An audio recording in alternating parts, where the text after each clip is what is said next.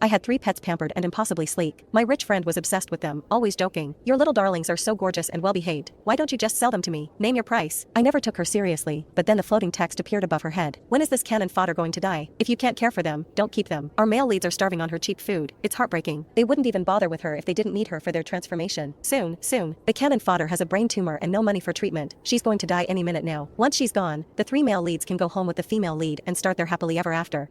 Right before she dies, the cannon fodder will beg the female lead to take them. Little does she know, the male leads are intentionally letting her die. They've been waiting for this day. Looking at the 3 creatures, the ones currently purring and charming my friend, a cold rage settled in my stomach. You know what? I will. I heard myself say, the words tight and sharp. 10,000 apiece. Take your pick. The living room went silent. The smile froze on my friend Zara's face. The calico cat, Apollo, the one who was the master of affection, stopped rubbing his cheek against her chin. The small, black snake, Styx, unwrapped from her neck and raised its head. Even Gizmo, the poky little hedgehog on the adjacent sofa, stopped grooming his paws. All their eyes were suddenly fixed on me. The bullet screen above my head erupted like a lake hit by a boulder. What did I just hear? 10,000 apiece? How dare this dead cannon fodder set such a price? Holy crap, the wicked cannon fodder reveals her true colors. Just a second ago she was acting like a doting owner. She must be desperate for cash. Is she trying to swindle our sweet female lead? I knew it. She only kept pets to curry favor with Zara. What a manipulative BTCH, asterisk. Zara was the first to recover. She looked awkwardly from the pets in her arms to me. Elena, what are you talking about? I was just kidding, she said, her tone laced with embarrassment. Aren't they your absolute treasures? How could you sell them to me? I kept a relaxed, almost weary smile on my face, pretending not to see the text attacking me. They are my treasures, Zara, but reality is a factor now. I sighed, managing to sound genuinely distressed. You know, I lost my job recently, and nothing solid has come up. To be honest, I can barely afford it anymore. I met Zara's eyes, making my gaze sincere. They'd probably be happier with you. Anyway, look, the fancy cat tree, the organic mice, Gizmo's climate-controlled habitat. Didn't you buy most of that for them? Instead of scraping by with me, they'll actually have a good life if they go home with you. Zara opened her mouth to speak, but I cut her off. I'm really in a bind right now. If you truly love them, and you're willing to help me out, 10,000 each. Anyone you want. Think of it as bailing me out. Please? Zara fell silent. The bullet screen raged again. Female lead, darling, don't believe her. She's exploiting your kindness. A bind? LOL. You have a fatal illness that money can't fix anyway. Jinx. Male leads, bite her. This black-hearted woman doesn't deserve to be your owner. Zara hesitated, finally biting her lip. Okay, maybe I'll just take one for now. I wouldn't want you to be completely alone. I was practically itching for her to take all 3 and save me the trouble. They were ungrateful vipers, and they needed to be gone. Sold. All of them, but I knew a sudden change in attitude would arouse suspicion. One step at a time. Fine, whatever you think is best. Go ahead and choose. Take whichever one you bonded with most. Zara knelt down, still holding Apollo the calico. She peered at the little black snake and the hedgehog that had scooted closer. Styx seemed to sense something was off. He raised his head higher, turning slightly toward Zara. His tongue flickered out quickly. Gizmo the hedgehog shifted his tiny paws, his black bead eyes fixed on her. That's when Apollo, the cat in Zara's arms, made his move. He let out a soft, sweet meow, then rubbed his velvety head frantically against Zara's chin. His tail stood straight up, the tip curved into a perfect question mark, and he began to knead her soft cashmere sweater. At the same time, his back legs, seemingly accidentally,